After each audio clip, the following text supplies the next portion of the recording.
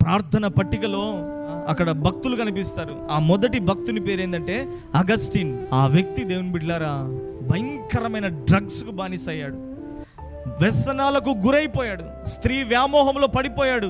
తల్లి ఎంత చెప్పినా వినలేదు, ఎన్నిసార్లు గద్దించినా వినలేదు.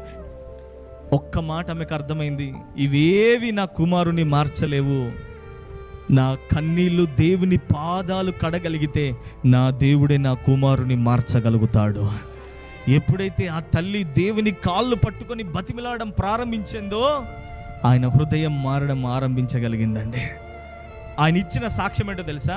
అక్కడ రాసి ఉంటుంది ఏమని అంటే, నా తల్లి కన్నీటి ప్రవాహములో నేను దేవుని యొద్దకు కొట్టుకొని వచ్చాను అని.